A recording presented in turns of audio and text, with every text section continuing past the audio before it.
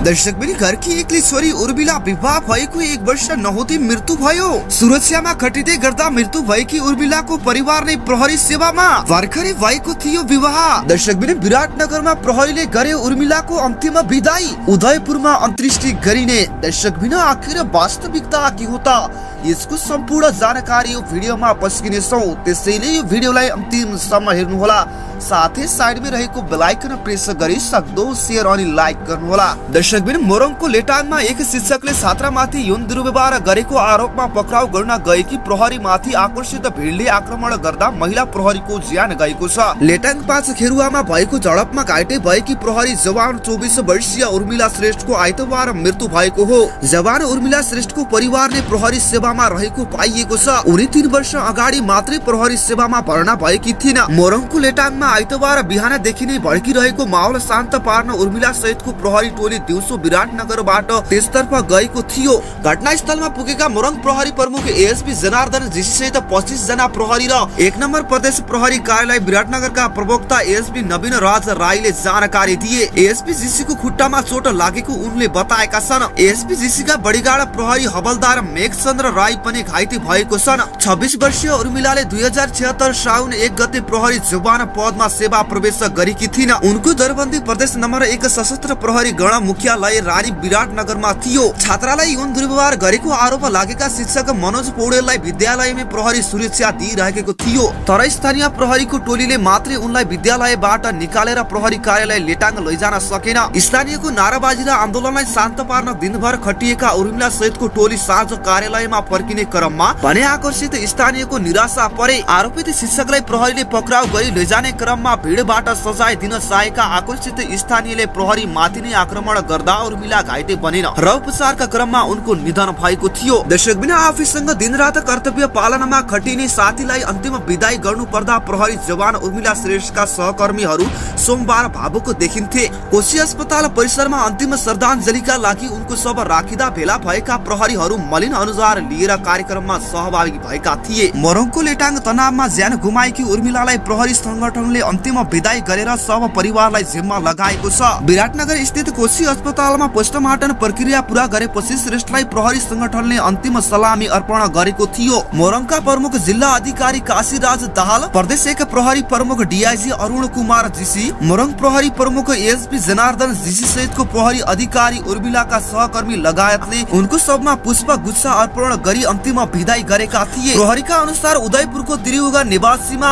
उर्मिलाको परिवारले शव लिएर गएको छ। उनको अन्त्येष्टि उदयपुरमै गरिने तयारी भइरहेको छ। भएको 1 वर्ष पनि पूरा नहुँदै श्रीमती गुमाउनु पर्दा कुमार विचलित भएका छन्। छलफलमा बसेका स्थानीय जनप्रतिनिधिलाई समेत विद्यार्थी र स्थानीयले कोठामै थुनेर आगजनी गर्न लागेपछि उनीहरू शिक्षकलाई पक्राउ गर्न पुगेका थिए। शिक्षकलाई पक्राउ गरेपछि स्थानीय र विद्यार्थी थप आकर्षित भए। उनीहरूले शिक्षकले आफ्नो जिम्मा लगाउन माग गरेका थिए, तर प्रहरीले त्यसो गर्न मिल्दैन भनेपछि एकाएक प्रहरी माथि खनियो। दर्शक पनि बुबा कुमार र आमा सीतामायाकी एक्लै छोरी उर्मिला 2052 कार्तिक 14 गते खोटाङ बराहा पोखरीमा जन्मेकी थिइन्। उदयपुरको त्रियुगा जनता क्याम्पसबाट बीबीएस गरेपछि उनी प्रहरी सेवामा प्रवेश गरेकी हुन्। उनी लोकसेवा पास गरेर अन्य सरकारी सेवा गर्न चाहन्थिन्, तर त्यो पूरा नभएपछि प्रहरी सेवामा प्रवेश गरेकी थिइन्। दर्शक पनि आजको भिडियो कस्तो लाग्यो त? जस्तो लाग्यो त्यस्तै सल्लाह सुझाव अनि प्रतिक्रिया तल कमेन्ट बक्समा अवश्य गर्नुहोला भन्दै आजको भिडियोबाट बिदा हुन चाहन्छु। नमस्कार।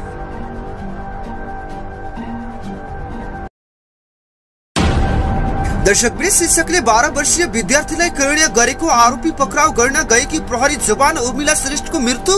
एक्लै छोरी थिइन् उर्मिला, लेटाङमा करण्यको आरोपी पक्राउ गर्न गएकी उनको घाँटीमा चक्कु प्रहार भयो। दर्शक पनि यिनी हुन आरोपित शिक्षक जसको कारण गयो महिला प्रहरी जवान उर्मिलाको ज्यान। दर्शक पनि आखिर वास्तविकता के हो त, यसको सम्पूर्ण जानकारी यो भिडियोमा पस्किनेछौँ, त्यसैले यो भिडियोलाई अन्तिमसम्म हेर्नुहोला।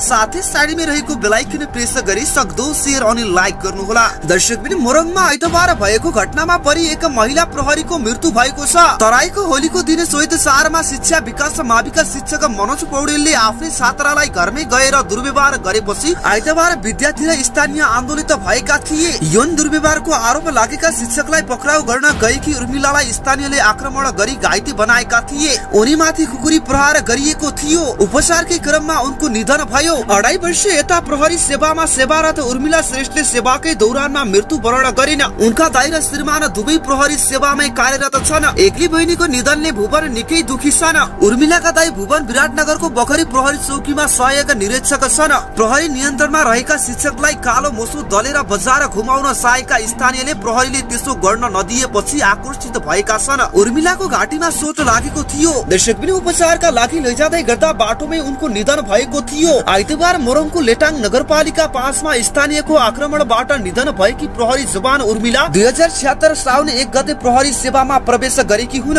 उनका श्रीमान कुमार श्रेष्ठ पनि प्रहरी सेवामै छन्। इलाममा कार्यरत उनी पत्नीको निधन भएको घटनापछि विराटनगर आएका छन्। उनीहरूको गत वैशाख 19 गते विवाह भएको थियो। आउँदो वैशाख 19 मा उनी विवाह बन्धनमा बाँधिएको पहिलो वर्ष पूरा हुँदै थियो। विवाह भएको 1 वर्ष पनि पूरा नहुँदै श्रीमती गुमाउनु पर्दा कुमार विचलित भएका छन्। छलफलमा बसेका स्थानीय जनप्रतिनिधिलाई समेत विद्यार्थी र स्थानीयले कोठामै थुनेर आगजनी गर्न लागेपछि उनीहरू शिक्षकलाई पक्राउ गर्न पुगेका थिए। शिक्षकलाई पक्राउ गरेपछि स्थानीय र विद्यार्थी थप आकर्षित भए। उनीहरूले शिक्षकले आफ्नो जिम्मा लगाउन माग गरेका थिए, तर प्रहरीले त्यसो गर्न मिल्दैन भनेपछि एकाएक प्रहरी माथि खनियो। दर्शक पनि बुबा कुमार र आमा सीतामायाकी एक्ली छोरी उर्मिला 2052 कार्तिक 14 गते खोटाङ बराहा पोखरीमा जन्मेकी थिइन्। उदयपुरको त्रियुगा जनता क्याम्पसबाट बीबीएस गरेपछि उनी प्रहरी सेवामा प्रवेश गरेकी हुन्। उनी लोकसेवा पास गरेर अन्य सरकारी सेवा गर्न चाहन्थिन्, तर त्यो पूरा नभएपछि प्रहरी सेवामा प्रवेश गरेकी थिइन्। दर्शक पनि आजको भिडियो कस्तो लाग्यो त?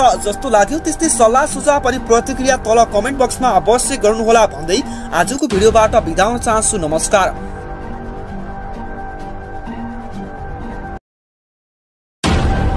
दर्शक प्रिय शिक्षकले 12 वर्षीय विद्यार्थीलाई करण्य गरेको आरोपी पक्राउ गर्न गएकी प्रहरी जवान उर्मिला श्रेष्ठको मृत्यु। एक्ली छोरी थिइन् उर्मिला लेटाङमा करण्यको आरोपी पक्राउ गर्न गएकी उनको घाँटीमा चक्कु प्रहार भयो। दर्शक पनि यिनी हुन आरोपित शिक्षक जसको कारण गयो महिला प्रहरी जवान उर्मिलाको ज्यान। दर्शक पनि आखिर वास्तविकता के हो त? यसको सम्पूर्ण जानकारी यो भिडियोमा पस्किनेछौँ, त्यसैले यो भिडियोलाई अन्तिमसम्म हेर्नुहोला। साथै साइडमा रहेको बेल आइकन प्रेस गरी सक्दो शेयर अनि लाइक गर्नुहोला। दर्शक पनि मोरङमा आइतबार भएको घटनामा परि एक महिला प्रहरीको मृत्यु भएको छ। तराईको होलीको दिन चैत 4 मा शिक्षा विकास माविका शिक्षक मनोज पौडेलले आफ्नै छात्रालाई घरमै गएर दुर्व्यवहार गरेपछि आइतबार विद्यार्थी र स्थानीय आन्दोलित भएका थिए। यौन दुर्व्यवहारको आरोप लागेका शिक्षकलाई पक्राउ गर्न गएकी उर्मिलालाई स्थानीयले आक्रमण गरी घाइते बनाएका थिए। उनीमाथि खुकुरी प्रहार गरिएको थियो। उपचारकै क्रममा उनको निधन भयो। 2.5 वर्ष यता प्रहरी सेवामा सेवारत उर्मिला श्रेष्ठले सेवाकै दौरानमा मृत्युवरण गरिन्। उनका दाइ र श्रीमान दुवै प्रहरी सेवामै कार्यरत छन्। एक्ली बहिनीको निधनले भुवन निकै दुखी छन्। उर्मिलाका दाइ भुवन विराटनगरको बखरी प्रहरी चौकीमा सहायक निरीक्षक छन्। प्रहरी नियन्त्रणमा रहेका शिक्षकलाई कालो मोसो दलेर बजार घुमाउन चाहेका स्थानीयले प्रहरीले त्यसो गर्न नदिएपछि आक्रोशित भएका छन्। उर्मिलाको घाँटी